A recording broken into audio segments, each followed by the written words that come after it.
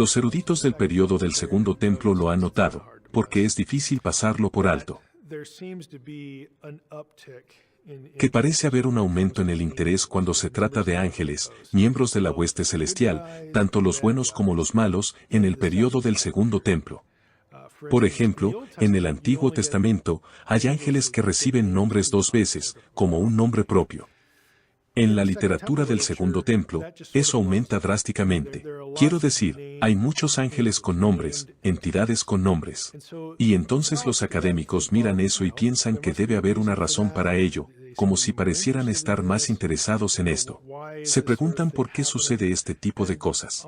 Y sinceramente, para ser franco, básicamente son solo conjeturas.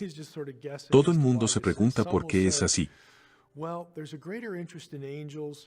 Algunos dirán que hay un mayor interés en los ángeles porque la comunidad judía del periodo intertestamentario simplemente veía a Dios o sentía que Dios estaba más distante o remoto. Y especulan que lo que queremos decir con eso es que Dios se estaba desconectando un poco, porque de todos modos la comunidad todavía está en el exilio, porque 10 de las tribus todavía están desaparecidas. Es como decir que Dios está tratando de decidir si todavía está interesado en ejecutar su plan nuevamente. Pero ese es en realidad el tipo de cosas que la gente dirá porque están diciendo, Dios, para estas personas, está menos interesado y menos activo, y está usando a los miembros menores de su ejército celestial para hacer cosas que él podría haber hecho en el Antiguo Testamento. Y eso muestra que estas personas están pensando que Dios realmente ya no quiere ser nuestro amigo, y por eso está asignando estas tareas a seres inferiores, intermediarios, como si no quisiera meterse tanto con la gentuza. Esa especulación teológica ha triunfado en el mundo académico. Ahora, es bastante justo que si tenemos este periodo intertestamental, todavía hay una sensación de estar en el exilio, incluso lo tenemos en el Nuevo Testamento. Eso es justo.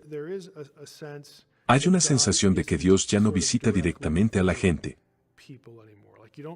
Ya no ven al ángel del Señor, no tienen estas cosas. No creo que podamos sacar conclusiones firmes sobre por qué las cosas se escriben como se escriben en esta área. Sí, podría reflejar una especie de ay de mí, o me pregunto si todavía le agradamos a Dios, o si Dios todavía está molesto con este tipo de cosas, para que la gente ya no personalice tanto la relación entre Dios e Israel. Todo eso va a cambiar dramáticamente, por supuesto, con el Nuevo Testamento. Y dado que veo el Nuevo Testamento como algo diferente a esta otra literatura, creo que lo menos que podemos decir es que Dios todavía estaba interesado. Todavía está trabajando en un plan. El plan todavía está vigente, pero eso no significa que Dios tenga que seguir incitando a la gente a escribir sobre él. Tiendo a ser alguien a quien no le interesa especular demasiado sobre eso, pero sí se ve un aumento en la actividad de los ángeles durante el periodo.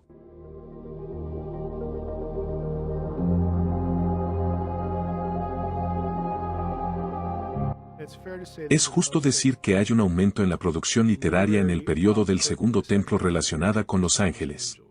Enoc es el gran ejemplo. Ahora bien, Enoc es un texto apocalíptico.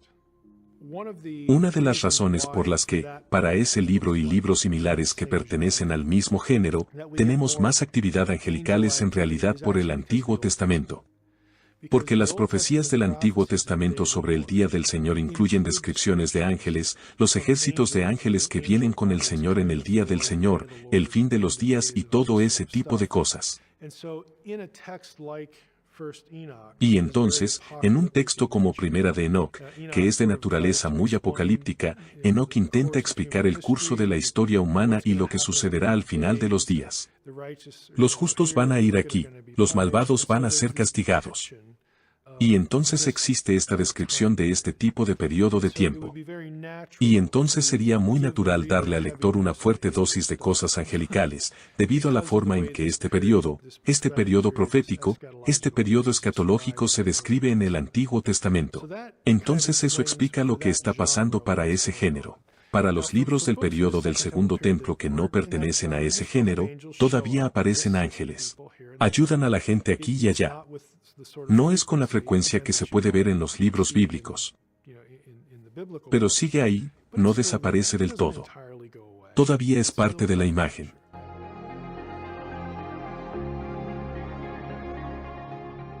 Creo que si tuviéramos el autor, o los autores de Enoch, porque es una especie de libro compuesto, algo así como lo es la Biblia es en realidad una colección de libros diferentes. Si dijeran, nuestro objetivo es advertir a los malvados. Lo que es interesante para nuestros propósitos aquí es que vinculan la razón por la cual sucederá el juicio, lo vinculan con rebeliones anteriores en el Antiguo Testamento. Por eso la historia de los vigilantes es tan importante. En cierto modo enmarca la discusión sobre el desastre en el que se encuentra la humanidad, y cómo Dios va a poner fin a todo esto. Entonces hay continuidad de pensamiento en ese sentido. Entonces los escritores quieren que la gente sea advertida, quieren que la gente se arrepienta, y si no se arrepienten, este es su destino. También quieren describirlo en términos de la finalidad del juicio de estos seres sobrenaturales. En otras palabras, esa es una manera de decir que llegará un momento en el que todo este mal, no solo el fracaso y la maldad humana, sino el mal y el caos cósmico, se acabará, desaparecerá. Esta es esencialmente la razón por la que se clasifica como un texto apocalíptico. Tiene muy presente el final de los días cuando todo se consuma. Una de las otras trayectorias, que es algo interesante, como con los rollos del Mar Muerto, en varios textos es que hay una teología muy fuerte, presentada a la que los eruditos se refieren como el sacerdocio angelical.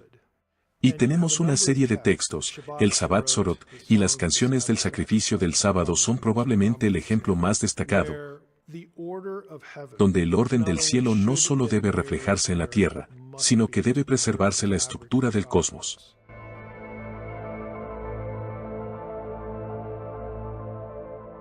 Estaba la secta de Qumran, fueran quienes fuesen. La opinión dominante es que estos son los esenios. Creían que era su responsabilidad mantener el orden cósmico de los cielos en la tierra, y lo harían a través de rituales, no solo en materia sacerdotal sino también en la observancia del calendario sagrado. Y esto realmente se vuelve algo esotérico pero realmente interesante. Este grupo en realidad abandonó el sacerdocio de Jerusalén, lo que consideraríamos los fariseos y los saduceos, todo ese grupo. De hecho, se separaron de ellos porque no les gustaba el calendario que estaba usando el otro lado. La gente de Qumran creía que todo el mundo debía utilizar un calendario matemático, no un calendario astronómico. Porque el calendario astronómico era imperfecto. Sabemos que un año tiene 365 días y cuarto. La comunidad judía típica habría estado usando un calendario lunar, 12 por 30 es 360 días en un año. Agregarían 5 para llegar a 365, pero no agregarían el trimestre, por lo que periódicamente tendrían que agregar un mes adicional. Es por eso que la fecha de Pesaj varía, depende de cuando se agrega el mes adicional y todo este ciclo lunar. Y los esenios vieron eso y dijeron que es ridículo. Tienes que idear este calendario, lo que deberías hacer. Deberías mirar el primer día de la creación, el primer día en que el tiempo y el cronometraje se convirtieron en una posibilidad, fue el día 4 del Génesis. Entonces ese es el primer día en su calendario. Dijeron, si haces todo en un calendario de 360 días específicamente definido matemáticamente, y luego agregas un día entre cada cuadrante de 90. Luego cada sábado ocurre el mismo día de cada año. Cada fiesta sagrada ocurre el mismo día todos los años. Los acontecimientos del Antiguo Testamento nunca ocurren en sábado, por eso la gente no trabaja. Tenían un calendario matemáticamente preciso, hermoso y perfecto, y creían que reflejaba la mente de Dios porque Dios es perfecto. Y como no usaban ese calendario, se separaron. Y salieron al desierto y ellos, sin un templo, practicaban las cosas del templo. Hacían todas las ceremonias. Estaban haciendo todos los festivales y todos los rituales porque creían que esto es lo que sucedía en el cielo. Así pasan las estaciones, así funcionan los días y las noches. Y nosotros en la tierra debemos estar en total sincronía con el cielo. Y por esa razón, obtienes mucha literatura sobre ángeles porque había personas en la comunidad judía, esta secta en particular que creía que todo el cosmos esencialmente depende de que estemos en sincronía con ellos. Creo que el tema de la liturgia angelical es importante porque tenemos la teología del Nuevo Testamento acerca de que nos convirtamos en miembros del Consejo. Tenemos el pensamiento de como en el cielo, así en la tierra. Pero tenemos este tipo de cosa simbiótica en la que somos la representación terrenal de la hueste celestial, la burocracia celestial. Es solo que los esenios realmente lo llevaron al enésimo grado, y salieron al desierto y pretendieron tener un templo.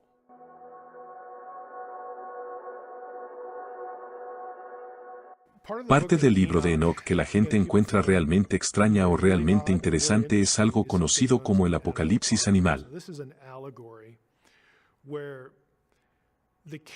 Esta es una alegoría donde los personajes del episodio de Génesis 6 y la cosmovisión de Deuteronomio 32 representan esa rebelión. Realmente, la historia de Israel, tanto en los días primitivos como en el futuro, se vuelve a contar con ciertos animales tomando el lugar de ciertos personajes.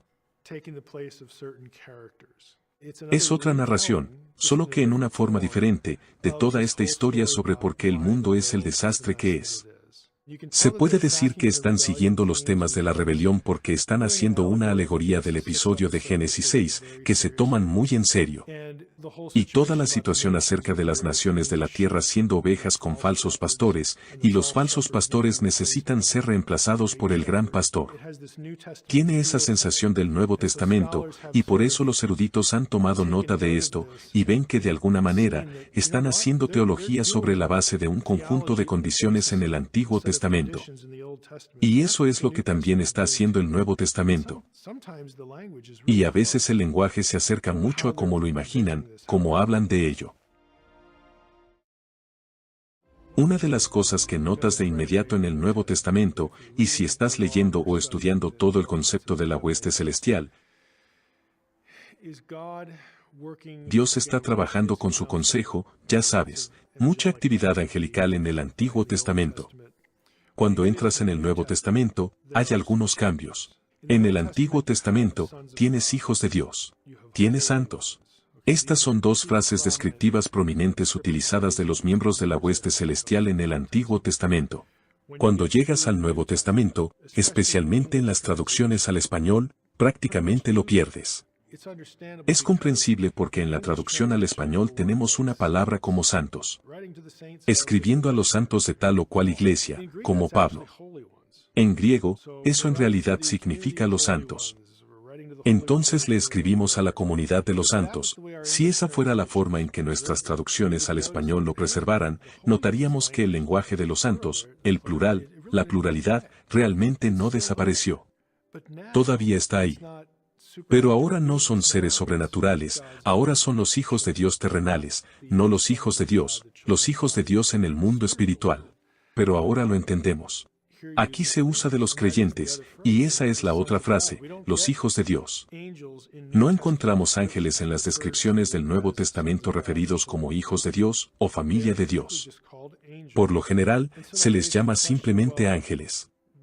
Y eso plantea la pregunta de, ¿por qué no utilizamos esta otra frase, hijos de Dios, para referirse a seres sobrenaturales? Bueno, todavía está ahí, pero al igual que santos, ahora se usa con hijos humanos. Y este es en realidad un patrón significativo, una transición significativa. Y cuando me preguntan por qué deberíamos preocuparnos por los ángeles, este es el tipo de cosas en las que estoy pensando.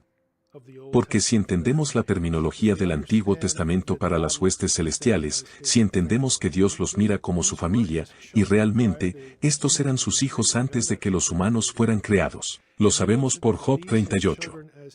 Y Él mira a estos, sus hijos, como sus participantes, sus socios en hacer lo que una vez hizo en el mundo espiritual.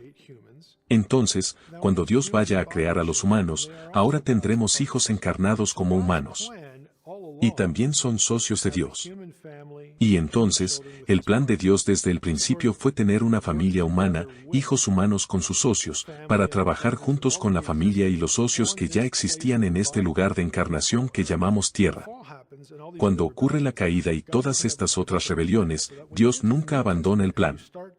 De modo que cuando llegas al Nuevo Testamento y comienzas a ver este lenguaje usado por los creyentes humanos, lo que deberías hacer, y las traducciones al español oscurecen esto, es hacernos recordar cuál era la visión edénica original. Se supone que somos, y lo somos, hijos de Dios.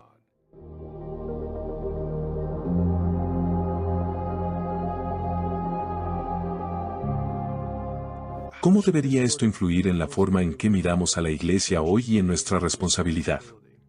En el Antiguo Testamento, el mal sobrenatural inicia, lanza y acelera la autodestrucción humana, en otras palabras, la humanidad es la víctima. En el Nuevo Testamento, en realidad, la humanidad entra más en escena porque estamos identificados con Cristo, quien es el Altísimo encarnado. Por lo que hace, la maldición de la muerte ha sido rota. Pero no solo eso, los principados y potestades han perdido su autoridad para gobernar a las naciones. Ahora tenemos el Espíritu Santo para hacer frente a eso. De modo que los humanos en realidad se vuelven participantes más activos. Y obtienes una especie de presencia activa en el campo porque estamos hablando de Jesús que ha venido a la tierra. Estamos hablando de la iglesia primitiva que obviamente está aquí en la tierra. Estamos hablando de la iglesia llevando a cabo la gran comisión, que consiste en reclamar la tierra. Y a medida que las cosas continúan, entonces el desagradable lado celestial, el lado espiritual, entra en juego cuando tenemos este tipo de escenarios del fin de los días porque es esencialmente un enfrentamiento. Su destino está vinculado en el Nuevo Testamento al cumplimiento de la Gran Comisión, lo que Pablo llama la plenitud de los gentiles, que será el catalizador de algún tipo de despertar de Israel, y luego vendrá el fin. Ellos lo saben, así que a medida que las cosas progresan, entonces comienzas a ver un conflicto real entre los poderes de las tinieblas y los agentes de Dios aquí, principalmente como humanos en los que habita el Espíritu Santo.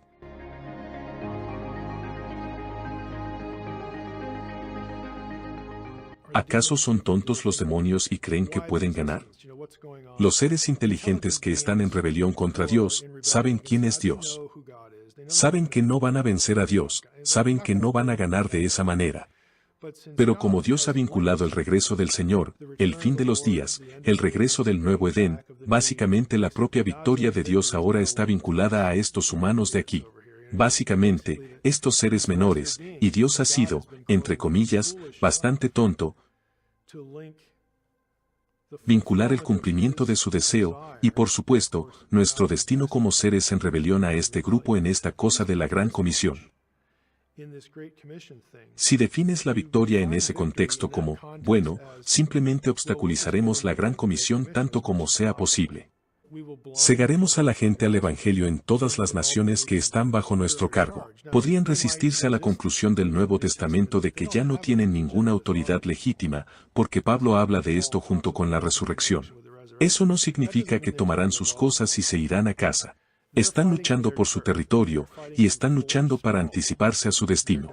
Y entonces, sí, esta es la estrategia para impedir el cumplimiento de la Gran Comisión.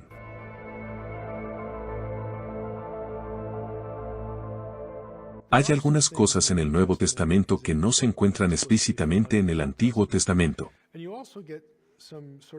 Y también se obtienen algunos tipos de cambios en lo que los ángeles podrían estar haciendo en el Antiguo Testamento y lo que ya no hacen en el Nuevo. Entonces, como ejemplo de lo primero, tenemos la declaración en un par de los evangelios sobre la conversación sobre la resurrección, cuál es la naturaleza de la existencia de la resurrección, y la línea sobre cómo los ángeles ni se casan ni se dan en matrimonio es parte de esta discusión. Hay varias personas que usan esa declaración para negar una visión sobrenatural de Génesis 6, por ejemplo, cuando eso parece ser muy explícitamente lo que está sucediendo aquí. No es una negación de eso, porque cuando los seres, los miembros de la hueste celestial vienen a la tierra e interactúan con la gente, me gusta decir en el Antiguo Testamento, la forma requerida de vestir es encarnados. O se parecen a personas, pueden ser una visión, o cuando interactúan físicamente con personas, han asumido carne, su físico corpóreo. Parecen personas y se sienten como personas, hacen lo que hace la gente. Entonces, cuando estás en la carne, la suposición parece ser que puedes hacer cosas que no tienes que hacer, pero que cuando estás encarnado, puedes hacerlas. Los ángeles no necesitan comer, pero sí comen en Génesis 18, el ángel del Señor lucha con Jacob. Tienes el incidente en Sodoma donde metieron a Lot en la casa. No tienen que tener fisicalidad por naturaleza, pero cuando la tienen, son capaces de hacer cosas físicas.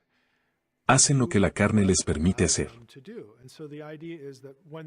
Y la idea es que cuando no están aquí, cuando no están encarnados, cuando están en el mundo espiritual, no necesitan hacer estas cosas. No es que no puedan, simplemente ni siquiera está en el radar, porque no las necesitan. Y si miramos el mundo espiritual como un presagio del mundo venidero cuando el Edén regrese a la tierra, ya no necesitamos perpetuar la especie. La vida en ese reino va a ser eterna, indefinida. No necesitamos comer, pero supongo que probablemente lo haremos simplemente porque lo disfrutaremos. Si estás volviendo a las condiciones edénicas en las que tienes algún tipo de encarnación, 1 Corintios 15 es muy claro al respecto, será el cuerpo como el que tenía el Señor. Podía comer después de la resurrección, pero no es necesario. Es realmente un tipo diferente de existencia encarnada que no conlleva las necesidades, o incluso el tipo de obligación, los requisitos de la encarnación aquí.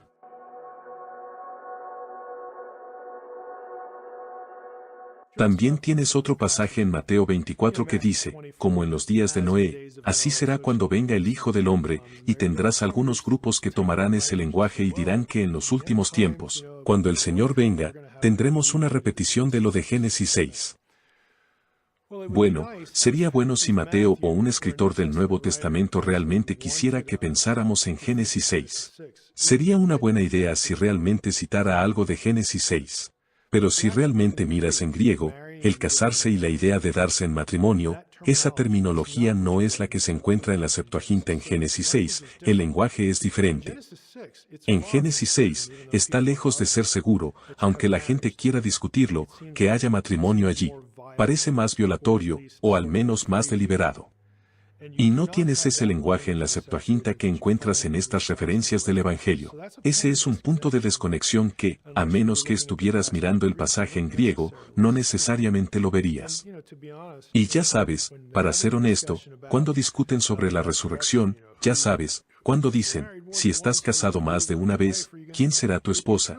Realmente no se trata del problema del sexo en sí. Realmente se trata de cuestiones más amplias de identidad y pertenencia, y propiedad de las relaciones. Y Jesús está diciendo, cuando estemos en esa condición, no vamos a preocuparnos por nada de esto. Así que no es realmente un intento de establecer una analogía específica con Génesis 6, aunque así es como se usa.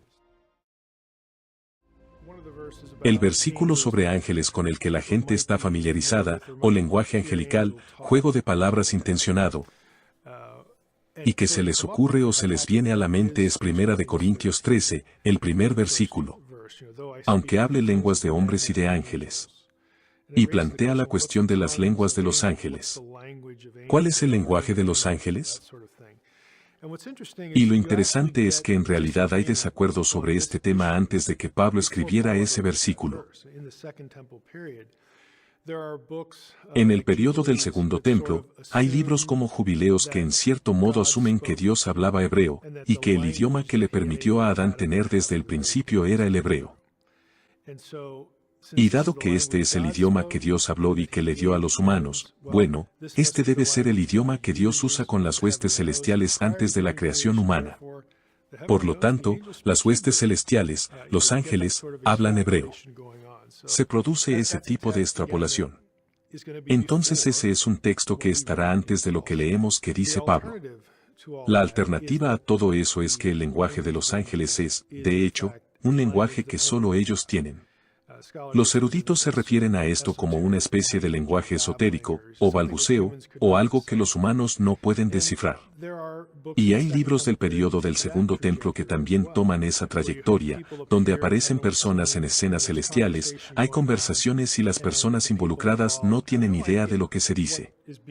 Es un idioma totalmente diferente. Dado que tenemos esta evidencia del Segundo Templo, e intertestamentaria, eso se convierte en una posibilidad para interpretar también 1 Corintios 13 versículo 1. Entonces, en realidad hay esta división de opiniones, y esta falta de claridad en cuanto a lo que significa la frase en el período del Segundo Templo. Y eso realmente continúa para nosotros porque cuando Pablo usa este término, bueno, que concluye Pablo es toda la cuestión. Y la gente apelará, ya sabes, a pasajes como cuando él lo retoma en 2 Corintios 12, y él ve cosas que, ya sabes, los humanos comunes y corrientes no deberían ver, donde tiene esta experiencia visionaria o esta experiencia de trance. Los estudiosos incluso lo analizan de manera diferente, hay desacuerdo. Y oye cosas que no es lícito pronunciar, que no pueden repetirse, este tipo de lenguaje. ¿Significa eso que no puede entenderlo? Y por lo tanto, el lenguaje del cielo sería esta materia estática. ¿O significa que no debería repetirlo? Como si lo entendiera, pero no debería repetir el mensaje, como si estuviera prohibido. Es simplemente difícil saber lo que Pablo quiere decir, y por eso esa ambigüedad se ha trasladado al estudio de la exégesis de 1 Corintios 13. Los ángeles de las 7 iglesias son otro de los que, repito, incluso un lector casual de la Biblia, porque es el libro de Apocalipsis, y todo el mundo parece querer leer Apocalipsis. Te topas con los ángeles de las 7 iglesias. Quiero decir, no puedes evitarlos. Y entonces la pregunta es, bueno, ¿qué es eso? Ahora, hay una diferencia de opinión. Algunos toman ángel como la idea más neutral de mensajero, el mensajero de las 7 iglesias. Y eso suena como lo que llamaríamos un pastor. Por eso se argumenta que los mensajeros allí son seres humanos. El otro punto de vista, y de hecho estoy en este campo, creo que los ángeles de las 7 iglesias son seres específicamente sobrenaturales que supervisan, protegen y guían a las iglesias, cuerpos de creyentes, hacia el cumplimiento de la misión de la Gran Comisión. Y la razón por la que gravito hacia ese punto de vista es porque si piensas en el Antiguo Testamento, tienes esta cosmovisión de Deuteronomio 32, donde tienes las naciones asignadas y dadas a los hijos de Dios. Los hijos de Dios se vuelven malos, se vuelven adversarios del Dios verdadero, de Yahweh, el Dios de Israel. Y entonces tenemos una situación en la que el mundo incrédulo está en última instancia bajo la autoridad de estos otros seres divinos. Creo que Apocalipsis 1:3 es una inversión de eso. Que ahora, tal como en el Antiguo Testamento, teníamos un ángel en particular, Miguel, que era el príncipe, el guardián de esa nación, Israel, frente a todas las demás. Ahora bien, el pueblo de Dios no es solo una región geográfica. Ahora el pueblo de Dios está disperso en estas comunidades locales que llamamos iglesias. Y así parece, no tenemos múltiples Migueles, pero sí tenemos muchos miembros de la hueste celestial que realizan la misma función de supervisión que Miguel cumplió para Israel. Entonces, en ese sentido, ahora tenemos una especie de inversión, que la iglesia está plantada en todas partes entre estas naciones para cumplir la gran comisión. Y Dios está encargando a los miembros de su ejército celestial que los supervisen, tal como lo hizo con Miguel e Israel en el Antiguo Testamento.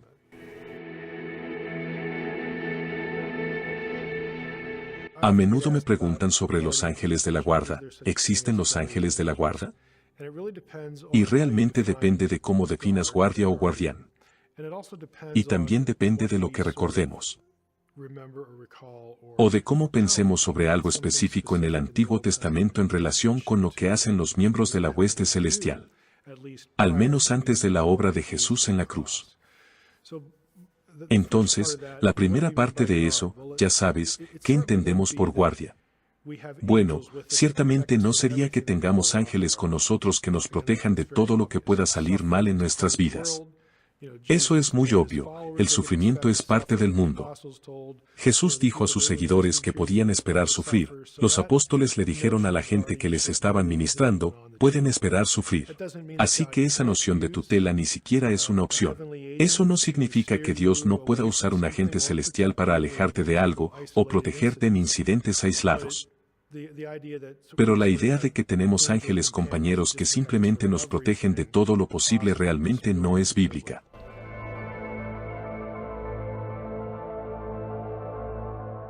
En Mateo 18 se nos dice que Jesús dice, mirad que no menospreciéis a ninguno de estos pequeños, porque os digo que sus ángeles en el cielo ven siempre el rostro de mi Padre que está en los cielos.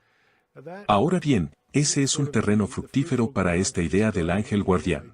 Verás que se hace referencia a él todo el tiempo en relación con este tema. Pero si lo miras a través del lente del Antiguo Testamento, volvemos a esta especie de mediador intercesor. Hablamos antes de cómo en Job, uno de sus amigos miserables y consolados dice, ¿a cuál de los santos vas a apelar? Era esta idea común de que si tienes un problema, hay miembros de la hueste celestial, uno de los santos, a los que puedes acudir para interceder por ti ante Dios y obtener una respuesta de por qué algo te está pasando. Esto, en el pensamiento del Antiguo Testamento, e incluso en el Nuevo, va acompañado del concepto de que Dios lleva la cuenta de lo que sucede en la tierra, los libros celestiales. En realidad, hay alrededor de 7 u 8 tipos diferentes de libros celestiales en las Escrituras a los que se alude, no es solo el libro de la vida. Y realmente la versión corta de esto es la noción de que Dios recluta miembros de la hueste celestial para llevar cuenta de lo que sucede en la tierra, en general. No se trata solo de los creyentes, sino en general. Entonces no se nos enseña cuando leemos esas cosas que Dios tiene mala memoria, lo que nos están enseñando es que a Dios no se le escapa nada. Ahora esto se remonta a esta declaración en Mateo. Lo que Jesús está diciendo es que habrá alguien aquí que tendrá acceso directo a Dios, y que esto no será olvidado porque la vida de cada uno de estos pequeños está siendo rastreada. Dios sabe lo que está pasando, y ellos van a crecer y Dios está al tanto de todo lo que sucede. No creo que tengamos ángeles que nos protejan de todo lo posible desde el momento en que nacemos hasta cuando sea. Pero sí creo que Dios se interesa y solicita la ayuda de miembros de la hueste celestial para que nos ayuden en nuestras vidas y nos cuiden, nos adviertan, nos guíen. Dios puede hacer eso. Él es perfectamente capaz de hacerlo, y es consistente hasta ese punto con las Escrituras. Entonces ese sería un ejemplo de una idea popular que tiene alguna base en las Escrituras, pero tal vez no sea exactamente lo que verías en las películas. Pero todavía tienes Hebreos 1 sobre esta idea general de que los ángeles son espíritus ministradores para las personas.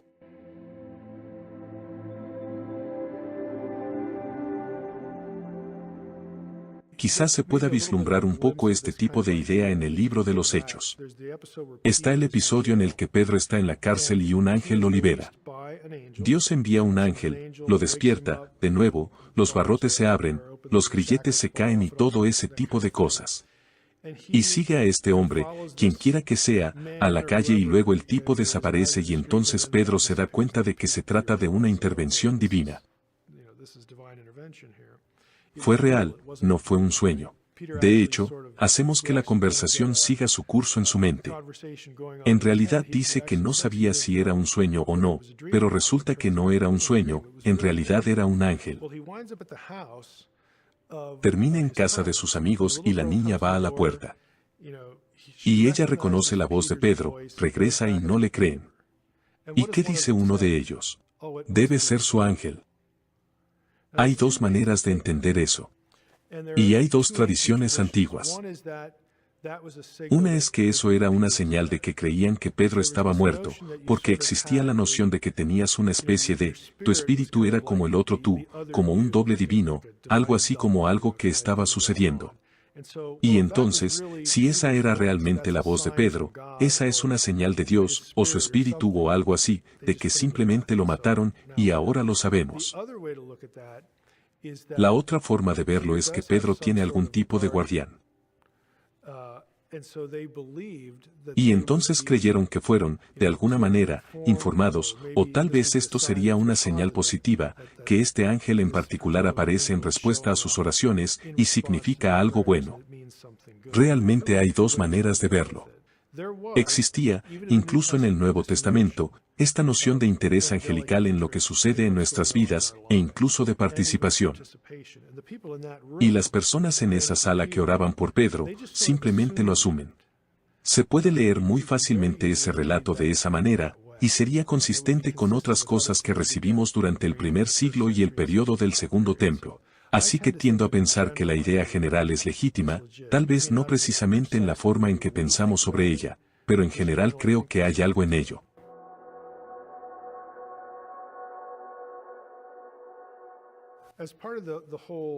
Como parte de toda la cuestión de si los ángeles tienen alas, la gente suele apelar al capítulo 5 de Zacarías porque hay dos mujeres en ese pasaje que no son mujeres normales, tienen alas.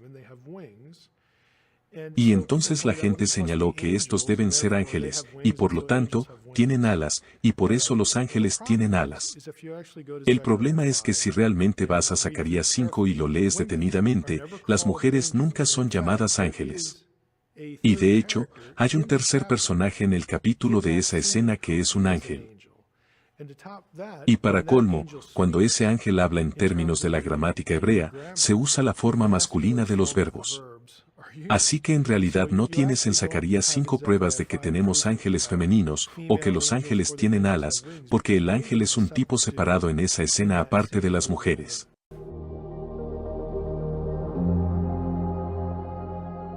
Recuerdo haber escuchado, ya sabes, mientras crecía. En algunas ocasiones, la noción de grandes teólogos como mis padres y parientes, que cuando mueres, te conviertes en un ángel. Entonces esta noción de que cuando los cristianos mueren, se convierten en ángeles. ¿Es eso bíblico? No puedo encontrar ninguna evidencia de que esa idea sea específicamente bíblica, pero creo que en realidad proviene de una especie de malentendido de algo que es bíblico. Y el razonamiento es el siguiente: seremos hechos como Jesús. Entonces tomamos esta concatenación de ideas sobre nuestra glorificación, el nuevo cuerpo que recibimos. El hecho de que los ángeles están involucrados en alguna parte, y típicamente la ruta hacia este destino final es la muerte. Y mete todo eso en la licuadora, y sales con la noción de que cuando morimos, nos convertimos en ángeles. La realidad es que seremos como ellos y nos uniremos a ellos en la familia de Dios. Nos convertiremos en el consejo reconstituido. Eso no es convertirse en un ángel. Eso es llegar a ser como Jesús, que no era un ángel. Jesús tiene un cuerpo nuevo, un nuevo tipo de cuerpo celeste del que habla Pablo en 1 Corintios 15, en eso nos convertimos. No nos convertimos en un ángel, nos volvemos similares, pero colectivamente somos todos una familia. Y entonces puedes ver cómo esa idea podría surgir de todos esos puntos de datos. Así que creo que hay algo en la idea general, pero en cuanto a convertirse específicamente en un ángel, es una especie de exageración de lo que está sucediendo en el texto.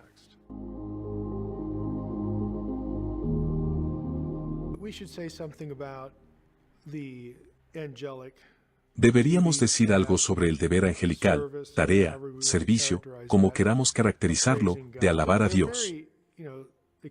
Hay referencias muy explícitas y abiertas a esto a lo largo del Nuevo Testamento y del Antiguo. Es difícil para nosotros pensar en ello porque, por un lado, este es el tipo de cosas que siempre recordamos, tal vez por la historia navideña sobre gloria a Dios en las alturas, porque la escuchamos todos los años. Y tal vez por eso, o por leer Apocalipsis 4 y 5, tenemos la impresión de que esto es lo que hacen los ángeles. Simplemente se quedan ahí, alaban y cantan, y prácticamente no hacen nada más. Seamos honestos, ¿cómo haríamos esto por siempre? Y yo personalmente diría que el punto de estos pasajes no es que esto sea todo lo que haremos durante los próximos 10 millones de años. Simplemente no creo que ese sea el punto. Si volvemos al Edén, que es donde termina el libro del Apocalipsis, la vida en la nueva tierra será como debería haber sido en ese lugar. Muchas cosas para ver, muchas cosas para disfrutar, interacción unos con otros como miembros de la familia de Dios. Sí, estaremos agradecidos, alabaremos a Dios con ellos porque a los que son leales a Dios y a las huestes celestiales les va a encantar. Les encantará ver a Dios salirse con la suya y deshacer todo el caos, así que eso es parte de ello. Y no es como ángeles flotando en las nubes tocando arpas y cosas así, tenemos estas formas primitivas y tontas de representar esto. Pero es mucho más grande que eso, pero no queremos excluirlo ni minimizarlo.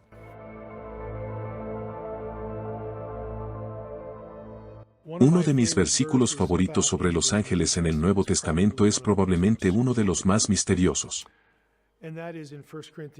Y eso es en 1 Corintios 6 donde Pablo les escribe a los corintios sobre otro problema más en la iglesia de Corinto.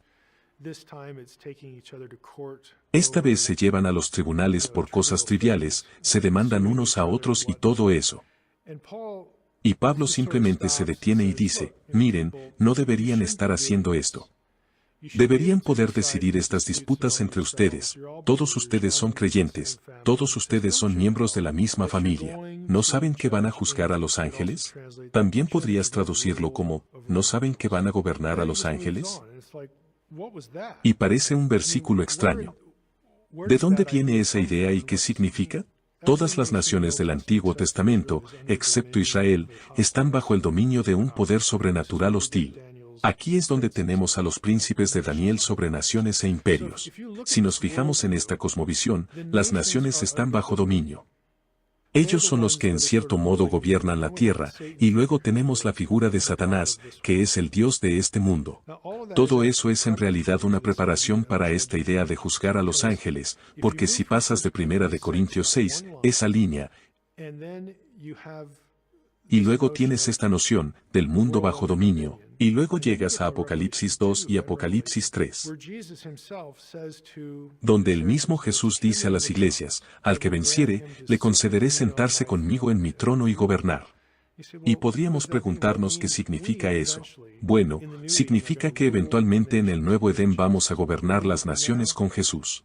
Y los que gobiernan ahora mismo, son estos ángeles. Son los hijos caídos de Dios. Y entonces, cuando Pablo dice en 1 Corintios 6, ¿no sabéis que vais a juzgar a los ángeles?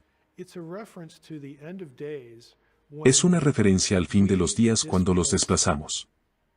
Los creyentes, ya sabes, los mansos heredarán la tierra. Los creyentes heredan la tierra debido a nuestra unión con Cristo, a quien se le ha dado toda autoridad sobre el cielo y la tierra. Eso será compartido con nosotros. Ellos serán barridos del campo y finalmente juzgados, y nosotros llegaremos a ser la familia reconstituida y el consejo de Dios, gobernando todas las naciones de la tierra con Él. Y están completamente fuera de escena. Así que nosotros, en efecto, somos su juez. Participamos en su eliminación. Los desplazamos. Tomamos sus trabajos, esencialmente, y tomamos su lugar que perdieron a través de su rebelión en el Consejo Celestial de Dios. Entonces, esto agrega toda una dimensión extra a lo que consideramos cielo, o el estado final o santificación, o lo que sea que está directamente vinculado a esta cosmovisión, que involucra íntimamente a la hueste celestial. Y es por eso que digo cuando me preguntan, ¿por qué es importante el estudio de los ángeles? Porque se habla mucho de ellos, tanto buenos como malos, que informan nuestra comprensión de quiénes somos, nuestra identidad, nuestro estatus a los ojos de Dios, y también nuestra misión y nuestro destino. Y entonces creo que cuanto más sepamos sobre la parte invisible de esto, mejor seremos capaces de analizar, nuevamente, la relación de Dios, y el plan, y realmente la perseverancia, en hacer realidad su visión original con nosotros como pieza central, esta vez gobernando con Él en un Edén global.